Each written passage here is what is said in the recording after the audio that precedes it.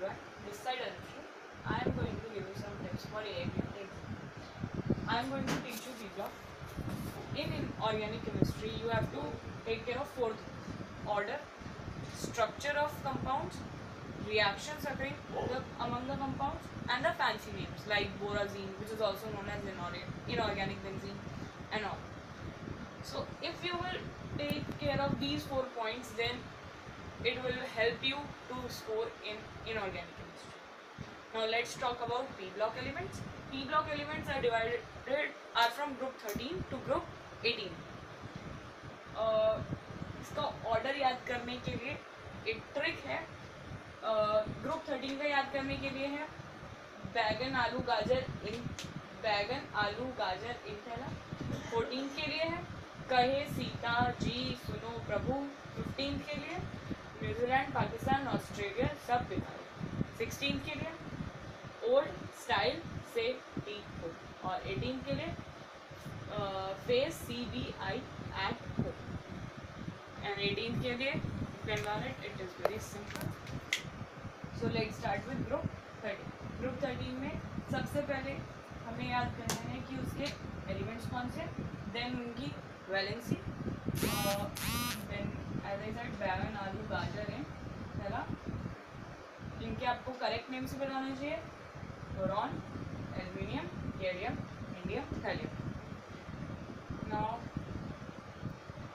जो ये oxidation state show करेंगे वो सारे +1 and if you will add +2 then you will get +3.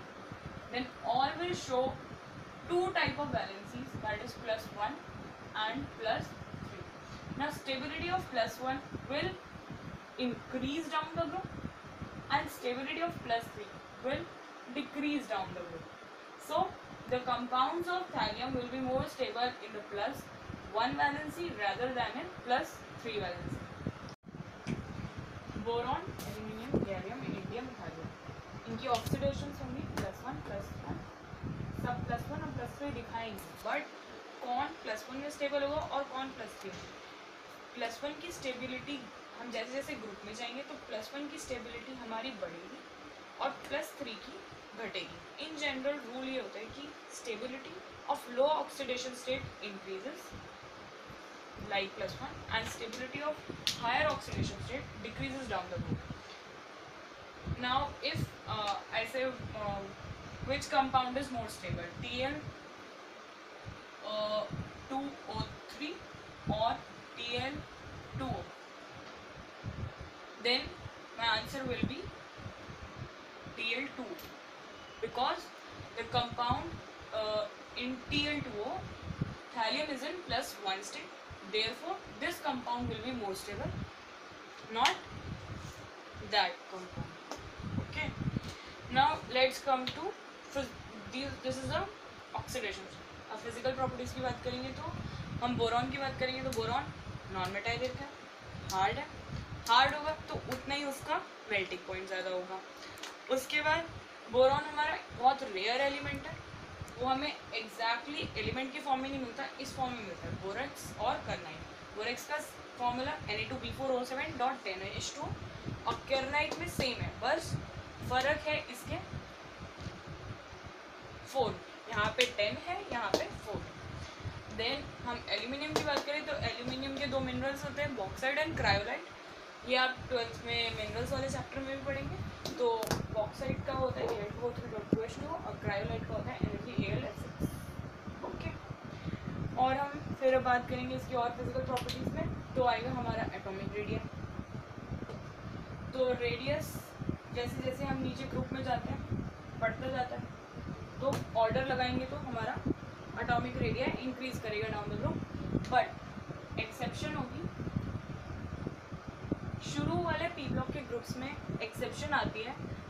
तो इसमें एक एक्सेप्शन होती है कि गैलियम का रेडियस हमारा कम होता है. अगर हम ऑर्डर लगाएं तो बैगन आलू गाजर इन थैलियम का सबसे ज़्यादा होगा. बट होता क्या है कि यहाँ पे उल्टा हो जाता है, गैलियम का रेडियस कम होता है. ठीक है. उसके बाद हम बात करेंगे आयनाइजेशन एंथैल्पी और इलेक्ट्रोनेगेटिविटी. इनका भी जो जनरल होता है उससे अपोजिट होता है ग्रुप 13 में, यहाँ पे भी एक्सेप्शन हो जाती है। आयनाइजेशन एंथैल्पी में क्या होता है कि हमारा एक्सपेक्टेड ऑर्डर होता है कि वो डिक्रीज करेगा डाउन द ग्रुप, यानी ऐसे, बट जो हमारा एक्चुअल ऑर्डर होता है वो होता है कि हमारा ये आगे आ जाता है और ये लास्ट में चला जाता है। एल्यूमिनियम नहीं, एल्यूमिनियम लास्ट में नहीं जाता, वो यहाँ आ जाता ऐसे, मतलब ऐसे ऑर्डर अरेंज हो जाता है कि थैलियम की हमारी सेकंड हाईएस्ट IE हो जाती है, यानी आयनाइजेशन एंथैल्पी। इलेक्ट्रोनेगेटिविटी की बात करेंगे तो वो भी हमारी जनरल से थोड़ी अलग हो जाती है, क्योंकि शुरू वाले ग्रुप्स में मैंने कहा कि P ब्लॉक में एक्सेप्शन होगा, तो इसमें होता है कि बोरॉन से लेके एल्यूमिनियम तक जनरल रूल होगा और उसके बाद फर्दर हमारा अपोजिट जाएगा, यानी वैसे डिक्रीज करती है पूरे ग्रुप में तो यहाँ से यहाँ तक डिक्रीज, उसके बाद इंक्रीज।